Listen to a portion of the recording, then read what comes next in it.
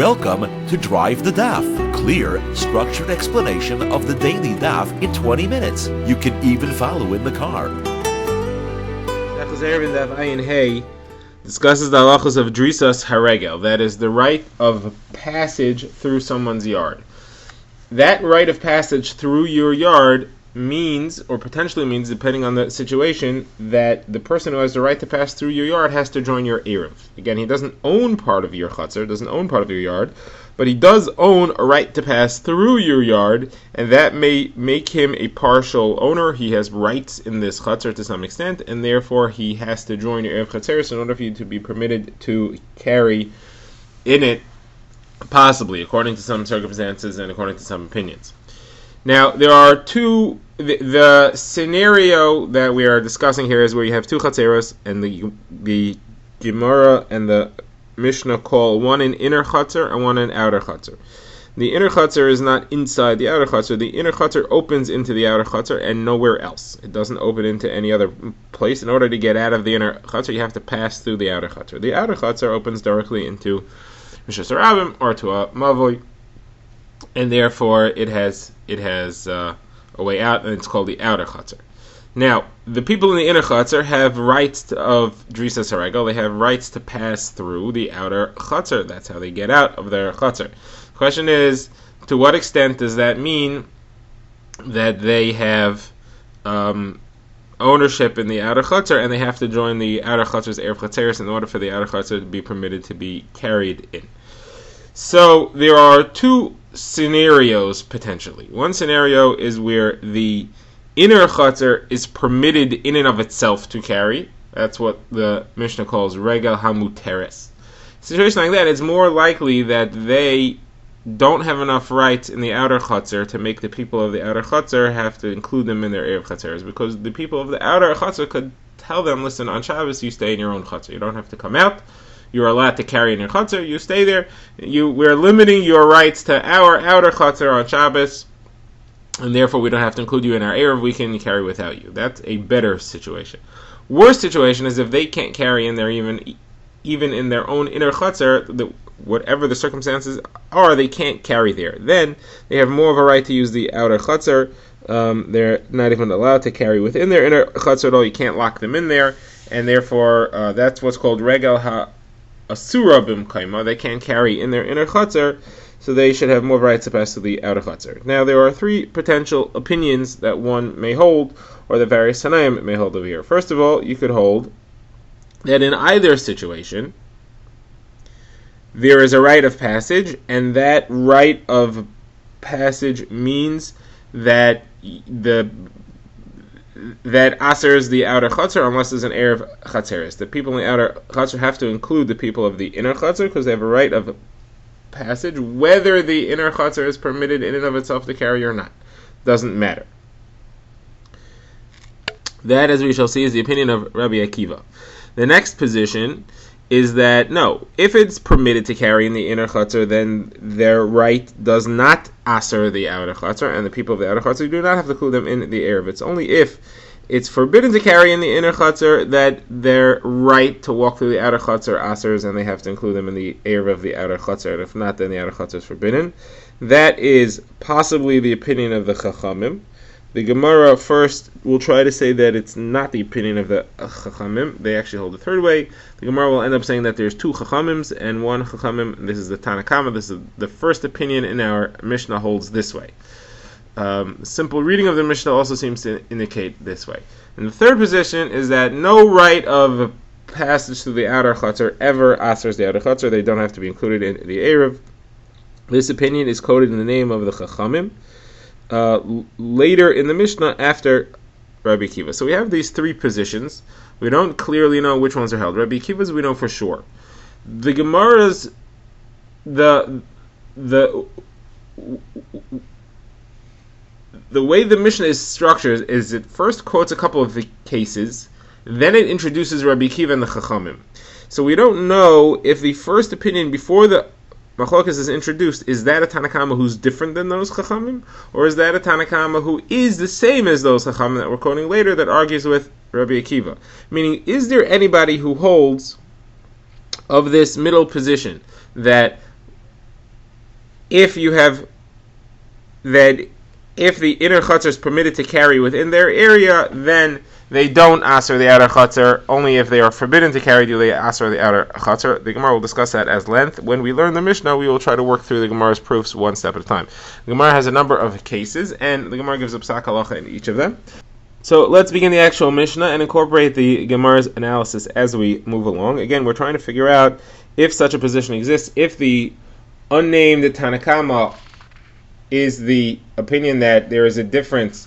The rite of passage only asers when the inner courtyard is forbidden, but not when it's permitted, or the rite of passage never asers. What does this Tanakama hold? So let's begin.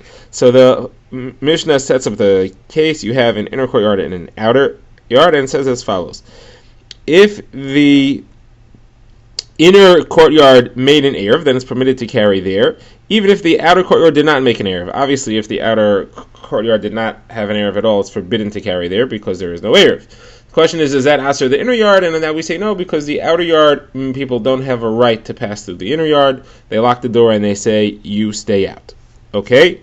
Good. Next, what happens if the inner courtyard people did not make an Erev?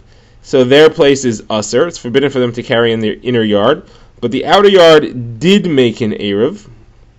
So here, the Mishnah paskins that the outer yard people are forbidden anyway, because of the rite of passage of the inner yard people. Now this would seem to indicate that there is such an opinion, because it says that it seems to indicate the only reason that the outer yard is usher is because the inner yard people are usher, and therefore it's regular asura.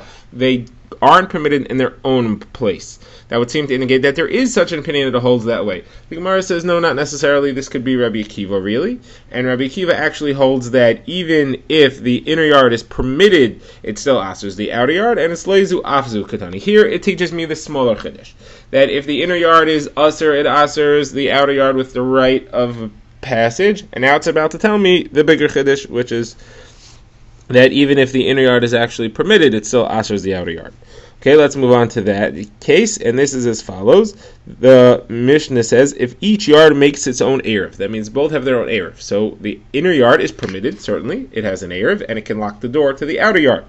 The outer yard, however, has the people in the inner yard who have their own Erev, but they still have rites of passage.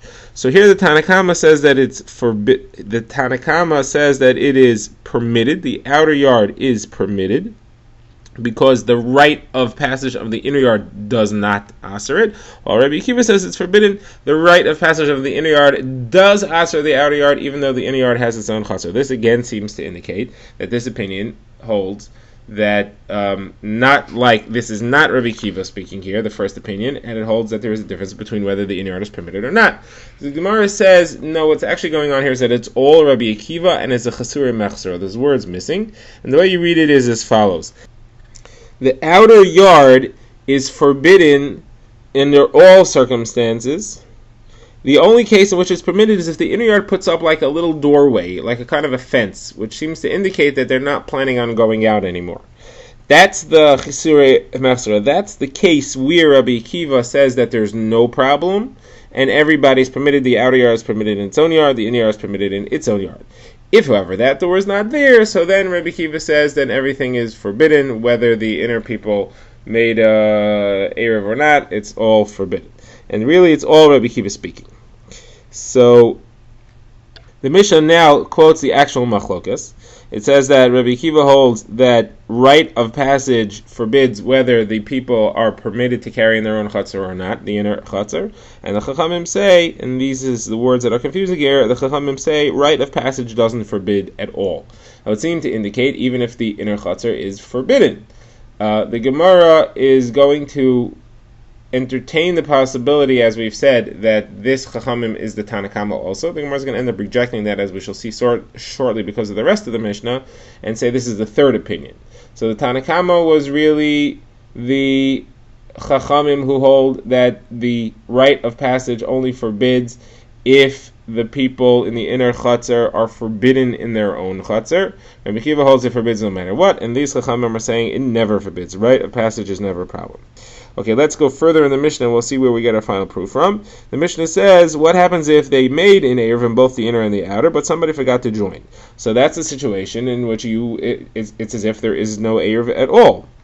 And it says clearly here that if somebody forgot to join in the outer yard, so then the outer yard is forbidden, the inner yard is permitted. If somebody forgot to join in the inner yard, then both yards are forbidden, just like we saw earlier in the case where there's no Eruv at all. Now here you can't say it's Rabbi Akiva anymore.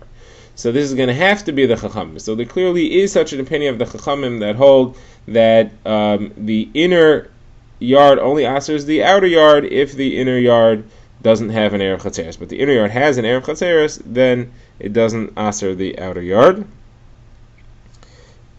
Next, the Mishnah discusses what happens if you actually made a joint Eruv between all the yards together. So it says, if you put that joint Eruv in the outer yard, you have a bit of a problem. Because if somebody forgot to join the Eruv from the outer yard, the people in the inner yard can't lock the door. If they lock the door, then they don't have access to their Eruv. So then, if somebody forgot to join in the outer yard, then the entire yards are all forbidden. If somebody forgot to join in the inner yards, for sure everything's forbidden because there's no kosher Eruv there and those guys have the right to pass through. Okay, the last case is if there was one person living in the outer yard and one person living in the inner yard, just one in each, nobody has to make an Eruv. Each one is permitted in its own place. And the Gemara says this is again a proof that such an opinion exists because it clearly says it's only if there's one person.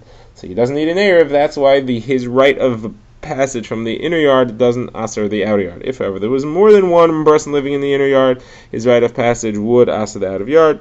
And so the Gemara concludes that there are three opinions here altogether. Okay, we already learned the Gemara's first discussion woven into our understanding of the Mishnah. The Gemara now moves on to discuss this last final case, which we said over here.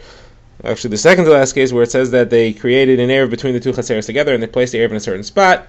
Then if somebody forgot to join the Eruv, it doesn't matter which Chatzer he's from, both Chatzeres are forbidden. The Gemara says, what's that spot? The Gemara quotes Rabbi Yehuda, in the name of Rav, who says that means that they put it in the outer Chatzer. Then it's forbidden. Why? Because if the guy forgot to join is in the outer Chatzer, then the outer Chatzer is for sure forbidden because they don't have a complete Eruv. The inner Chatzer is also forbidden because they can't lock the door. If they lock the door and keep the outer Chatzer and their rights to walk out, then they don't have access to their Eruv anymore. And if the guy is from the inner Chatzer, so then the inner Chatzer is for sure forbidden because they don't have a complete Eruv, and they also have rights to pass through the outer Chatzer, and therefore they asr the outer Chatzer. Now the Gemara says that this is actually correct.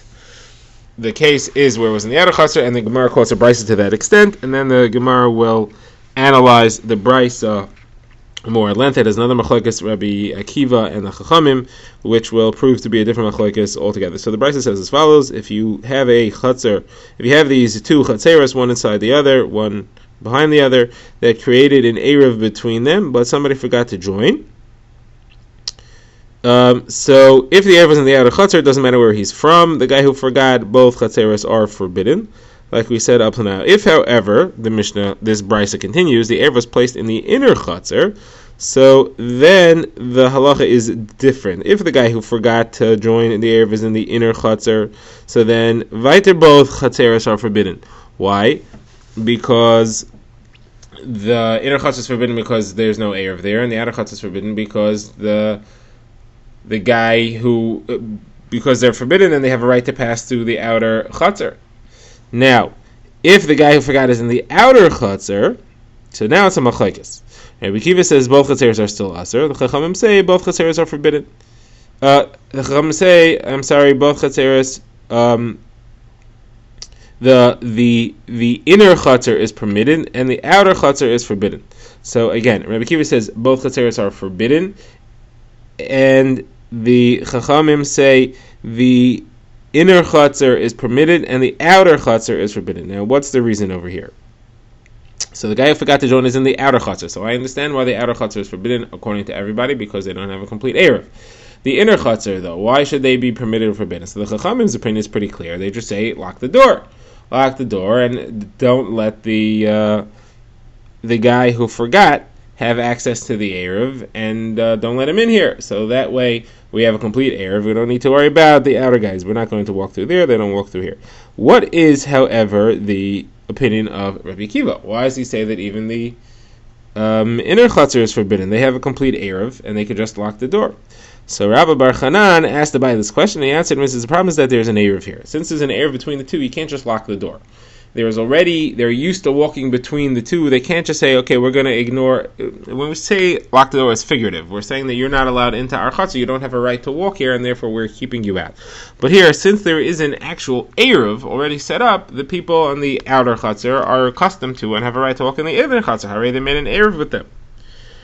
So Gemara says, so then what do the Rabbanan hold? Why is that not a problem? The Gemara says, because they will say the Eruv is canceled. Once Shabbos begins and somebody forgot to join the outer chutzner, somebody from the outer chutzner forgot to join the Eruv, it's canceled. Because we only made an Eruv between our two chutzneros in order to help things, not to make things worse. Like this, we're better off not having joint in your chutzner, because your chutzner and your rights to walk now in the inner chutzner because of your Eruv, that makes it that we can't carry in our inner chutzner. Therefore, we're locking the door, we're canceling the Eruv. We're figuratively locking the door. We're canceling the Eruv, and you guys are gone. So we have nothing to do with you. So Umar says, why doesn't Rabbi Akiva hold of that? Rabbi Akiva says, because you can't just tell them you're bothering us, you're stopping us from being able to carry, because they could still solve the problem. They could do bittul rishus. If they'll do bittul rishus, so they'll be mevatel their rishus, and the inner chutzner people will be able to carry. Therefore, they can't just cancel the Eruv and say we're locking our door. Now, once they will actually do bittul rishus, Rabbi Akiva will agree that it's permitted because it's no longer a problem. The bittul rishus happened. Before bittul rishus, however, it's still forbidden because since they could do bittul rishus, the inner chutzner can't cancel the Eruv, and therefore it messes things up for them. Okay. Now the Gemara says, well, why don't the Chachamim agree to this? Let them say that you could do bittul rishus also, and therefore you shouldn't be able to cancel the Eruv. The Gemara says, Chachamim say you can't do bittul rishus between two chutzneros. Bittul rishus only works within one chutzner. The Gemara says, so you have a machlokes tanaim, Rabbi Akiva and the Chachamim, whether bittul rishus works from chutzner to chutzner. We had already seen that machlokes. That was the machlokes between Shmuel and Rabbi Yechanan. Shmuel had said that a bittul rishus does not work from chutzner to chutzner. That seems to be that he's going like the Chachamim. And Rabbi Yechanan said bittul rishus works from chutzner to chutzner. That sounds like it's going like Rabbi Akiva. So Gemara says, no, not necessarily. Each one could fit with the other. Shmuel will say I fit with Rabbi Akiva as well. The only reason why I tell you can't do a bittul rishus from chutzner to chutzner is because you don't need to make an Eruv from chutzner to chutzner, and we only created the heter of bittul rishus in a case where you have to have an Eruv, otherwise things are forbidden. Here, even though the two different chutzneros, they can end up being forbidden because the right of passage, the Eruv, makes the inner chutzner forbidden because the outer chutzner has a right to walk through there, and they don't have a proper Eruv. So here, it's like one big chutzner because there actually is a situation where it becomes forbidden to carry in the inner chutzner unless you do bittul rishus, and that's why you're allowed to do bittul rishus here, even though normally two chutzneros cannot do bittul rishus to be able to walk from one to the other. And the Rabbi Yechanan will tell you that I fit with the Chachamim as well. I hold that you're always allowed to do bittul rishus from chutzner to chutzner. Here, the Chachamim say you don't. It's not that they say you can't do bittul rishus. They agree you can do bittul rishus. They're just saying here, it won't help the bittul rishus because the Isser is created beforehand. You already asered my chutzner. The inner chutzner people will say to the outer chutzner people, you already asered my chutzner before you did bittul rishus. And therefore, the Eruv is cancelled before you do bittul rishus. There's no need for bittul rishus here. The Eruv is cancelled automatically. You want to say, well, I can do bittul rishus, and therefore you don't have a right to cancel the Eruv. Well, before you're going to do a bittul rishus, we're cancelling the Eruv because there is no bittul rishus happening yet, and therefore bittul rishus is not necessary because nothing's forbidden. We're cancelling the Eruv and everything's fine. It's not a case of anything forbidden, and bittul rishus is therefore not allowed at all. The Gemara now moves on to discuss the last case in the Mishnah, where we saw that if you have one person in each chutzner, one living in the outer chutzner, one living in the inner chutzner, then you don't have to make an Eruv. Now, that's obviously indicating that the person in the inner chutzner, the fact that he has rights of passage to the outer chutzner doesn't mean that the outer chutzner is considered to have multiple residents, because the person in the inner chutzner is mutter to stay in his inner chutzner, and therefore we lock him in there. We say that it's mutter for him there. So Gemara says, what happens if there's a third house? So the Gemara says, Rabbi Yosef quoted Rebbe, who quoted a Brisa, said that if there's a third house, meaning that one of the Chatzeros has two houses, then everybody's usher. And it makes no difference if he's in the inner house or the outer house. So the Gemara says that when he said this, Rav Bivi got up and he said, don't listen to him. It's not Rebbe who said it. It's me who said it. I told it to him, and I quoted the name of Adabar Ava. And I said that the reason that it's forbidden is because there's a Rabbim. So if the Rabbim's in the inner Chatzar, so we understand, the inner Chatzar has to make an Erev Chatzeres. They did not. And therefore they have rights to walk through the outer Chatzar, and they forbid the outer Chatzar. If there's a Rabbim in the outer Chatzar, though, why can't the inner Chatzar just lock the door and carry in their own Chatzar? So Rav Bivi explained, it's Xera. We're afraid that when people see that there's two houses in the outer Chatzar, they'll think, and they can't see, but they'll think there's also two houses in the inner Chatzar, and if you're letting them carry in the inner Chatzar, then obviously you're allowed to carry in the inner Chatzar even if there are two houses there. Without an Erev, and that's not correct. You're not allowed to do that. So the Gemara says, Rabbi Yosef said, oh, you said Rabbim. You said the problem is that there's a Rabbim. I thought you said Rebbe. I thought you quoted in the name of Rebbe. I didn't understand. You said Rabbim. You're saying we're making a Xera that the people will see the Rabbim in the outer Chatzar. I don't think there's a Rabbim in the inner Chatzar. So now, Shmuel says, no, I disagree with this last halacha. If there's two in the outer chutzner and one in the inner chutzner, that's not a problem. We don't make Xera. The inner guy is permitted in his place, and therefore he's allowed to carry there. He could lock the door. There's no issue. The only time there's a problem is if you have two people in the inner chutzner and one in the outer chutzner. Then the two in the inner aser the outer, and they're all forbidden. The Gemara now discusses what happens if the person who lives in the inner yard is an idol worshiper. Now, an idol worshiper, we know, if he has rights in your yard, so your yard becomes forbidden. But he's only one person in the inner yards, and therefore it's not a problem. The question is, do we make Xera? Just like we had Xera before, if there's two Jews living in the outer yard, people are going to think there's two in the inner yard. So do we make the same Xera here, that they'll think that there's a Jew and that one of the Jews in the outer yard lives together with the guy in the inner yard? So the Gemara says, yes. Rabbi Elazar says we make the Xera and it's forbidden. So the Gemara says, why? Why is it a problem? If you have one Jew living by himself in the inner yard, Shmuel said it's not a problem, because anybody who knows that he's living there alone, so he knows that his right to pass through the outer yard is not asering anything. And anybody who thinks that two people live in the inner yard will assume that there's an Erev. That's what Shmuel must have held. So if you have a guy living together if you have the guy in the inner yard, the idol worshiper in the inner yard, so anybody who knows that the guy lives there by himself, so then it's just him, so he doesn't aser. And anybody who thinks that one of the Jews in the outer yard really lives in the inner yard together with the guy, so he'll think that they did Schiras Rishus. So what's the issue? So Gemara says you cannot have a situation where you're relying on people thinking that the guy did Schiras Rishus, because any guy who rents out his land makes a big commotion about it, and everybody will be aware of it. So people will know that if the guy if the guy is there and they didn't hear that he rented out his land, he didn't rent out his land. And they may think that the guy and the Jew live together in the inner yard, and therefore they'll learn the wrong halacha from this. Okay, now the Gemara has another case about inners and outers. Here the Gemara has 10 houses all lined up in a row. Each one opens into the house near it until the last one, which opens into a yard. All the other ones open only into the house. You all have to pass through the houses to get to the yard. So Gemara says if all these 10 houses want to join an Erev Chatzeres for another house that's in that yard, so the Rav Yehuda says in the name of Shmuel that the only one who has to give an Erev is the innermost house. The house that's all the way on the inside, furthest from the Chatzar. Why? Because all the other houses are considered to be his gatehouse. They're his base shar. He has to pass through them to get to the Chatzar. And we saw that halacha that a gatehouse doesn't have to join an Erev. It's not considered significant enough. Now, Rabbi Yochanan argues, and he says, no, all 10 have to give. Even the outermost house, which opens directly into the Chatzar, also has to give an Erev. So Gemara says, why? What about the svara of the base shar? That it's just a gatehouse for the inner yard. So Gemara says, okay, we're going to adjust Rabbi Yochanan's shita. He just says that the innermost house has to give an Erev, and the next one, which is outer to that one, but not the other 8. Again, why? The Gemara says.